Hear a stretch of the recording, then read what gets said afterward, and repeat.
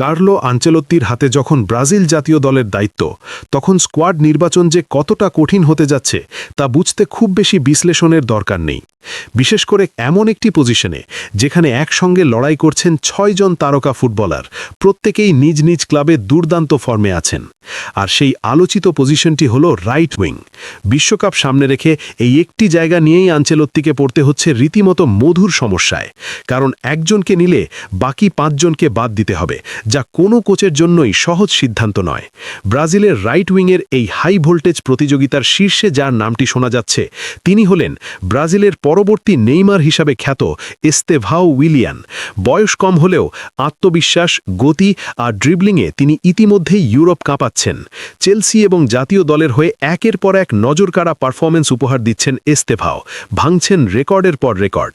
বড় ম্যাচে চাপ সামলানোর ক্ষমতা এবং ম্যাচের গতিপথ একাই বদলে দেওয়ার সামর্থ্য তাকে বাকিদের থেকে আলাদা করে তুলেছে। সবকিছু ঠিকঠাক থাকলে বিশ্বকাপ স্কোয়াডে তার জায়গা প্রায় নিশ্চিত বলেই ধরে নেওয়া যায়। তালিকায় দ্বিতীয় স্থানে থাকা রাফিনহা অভিজ্ঞতা আর বহুমুখিকার এক আদর্শ উদাহরণ। বার্সেলোনার মতো ক্লাবের নেতৃত্ব দেওয়া একজন ফুটবলার হিসেবে তিনি শুধু আক্রমণেই নয়, রক্ষণেও নিজের অবদান রাখতে জানেন।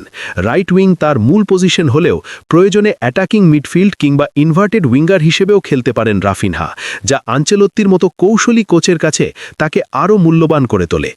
একাধিক পজিশনে মানিয়ে নেওয়ার ক্ষমতার কারণে বিশ্বকাপের দীর্ঘ টুর্নামেন্টে রাফিনহা নিঃসন্দেহে একটি বেটার অপশন হিসেবে বিবেচিত হবেন। তৃতীয় নম্বরে আছেন ব্রাজিল ও রিয়াল মাদ্রিদের তারকা রদ্রিগো গোয়েজ, যিনি সম্প্রতি আবারও নিজের সেরা ছন্দে ফিরেছেন। নেইমারের ঐতিহ্যবাহী ১০ নম্বর জার্সি গায়ে তুলে নেওয়ার পর থেকেই তাকে ভবিষ্যৎ সুপারস্টার হিসেবে দেখা হচ্ছে। রাইট উইংয়ের পাশাপাশি লেফট উইংয়েও সমান দক্ষতায় খেলতে পারা রদ্রিগো আনচেলত্তির স্কোয়াড পরিকল্পনায় বাড়তি সুবিধা এনে দেয়। বড় ম্যাচে গোল করার অভ্যাস, চ্যাম্পিয়ন্স লিগের অভিজ্ঞতা এবং চাপের মুখে ঠান্ডা মাথায় সিদ্ধান্ত নেওয়ার ক্ষমতা তাকে বিশ্বকাপ স্কোয়াডের দৌড়ে শক্ত অবস্থানে রাখছে। চতুর্থ স্থানে থাকা অ্যান্টনির গল্পটা একটু ভিন্ন। কার্লো আনচেলত্তির অধীনে তিনি জাতীয় দলে খুব বেশি সুযোগ না পেলেও ক্লাব ফুটবলে, বিশেষ করে রিয়াল বেটিসের জার্সিতে একের পর এক চমক দেখিয়ে যাচ্ছেন। তার গতি, এক বনাম একে প্রতিপক্ষকে হারানোর দক্ষতা এবং অপ্রত্যাশিত শট নেওয়ার ক্ষমতা যে কোনো ম্যাচে পার্থক্য গড়ে দিতে পারে। আনচেলত্তির নজরে তিনি রয়েছেন তা স্পষ্ট, তবে বিশ্বকাপ স্কোয়াডে জায়গা পাবেন কিনা সেটা পুরোপুরি কোচের কৌশল আর ফর্মের ধারাবাহিকতার ওপর নির্ভর করবে।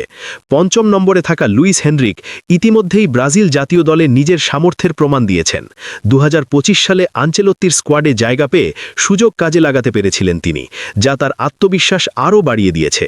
সম্ভাবনা রয়েছে মার্চের স্কোয়াডেও তাকে ডাকা হবে এবং সেখানেই যদি তিনি নিজেকে প্রমাণ করতে পারেন, তাহলে বিশ্বকাপ স্কোয়াডে জায়গা করে নেওয়ার দরজাটা তার জন্য পুরোপুরি খুলে যাবে।